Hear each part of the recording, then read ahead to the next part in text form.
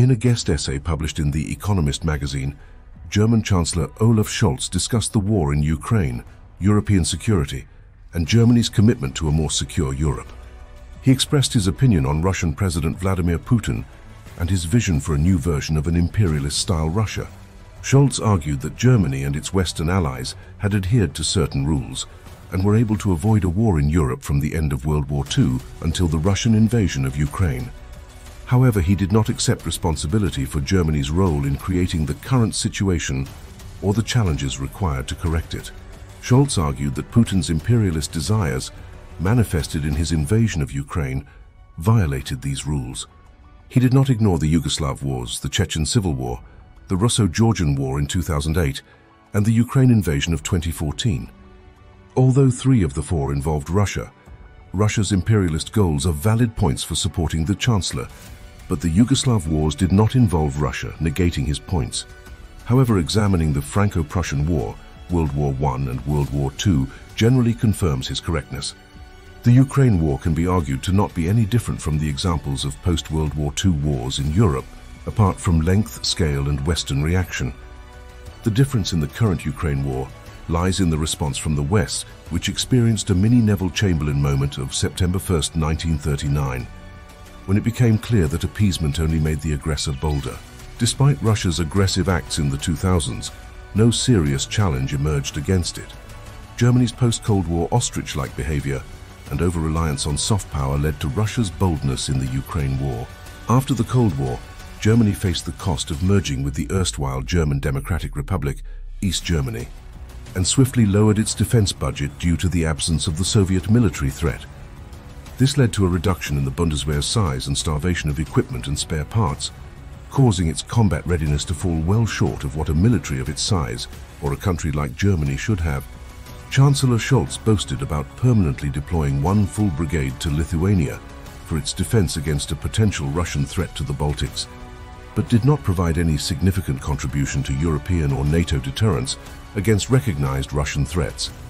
Following the Russian invasion of Ukraine in 2014, Germany and its NATO partners agreed that all member countries should contribute 2% or more of their GDP to defense spending. However, Germany never increased defense spending to the agreed target, and Russia's deterrence or NATO agreements were not enough to push Germany to improve its readiness. Chancellor Scholz should be credited with trying to improve Germany's position within NATO and Europe, but it took another invasion of Ukraine to do that. Germany has committed to the 2% GDP goal and created a special fund of 100 billion euros to jumpstart procurement to improve the readiness and effectiveness of the Bundeswehr. The Federal Minister of Defense of Germany, Boris Pistorius, has stated that Germany has reached the 2% target and foresees the need for GDP spending to increase as high as 3.5% before the end of the 2020s. Despite these efforts, numerous obstacles stand in the way of improving the long-neglected German armed forces. The 100 billion in special funds has been criticized as being too slow to be used to help improve the situation.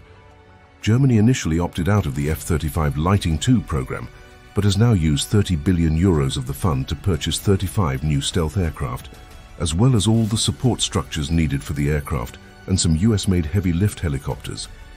The remaining funds have been spent more slowly in response to critics, focusing more on domestic defense needs. The fund is also experiencing erosion due to annual inflation and the value-added tax, VAT, which is currently 19%.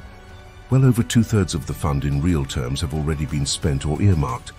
However, it will take time for the situation for the Bundeswehr to improve, as stated by Chancellor Scholz. Germany has donated over 30 billion euros of defense equipment to Ukraine to help it fight the Russian invasion, representing about 18% of the German defense budget since the start of the Ukraine war.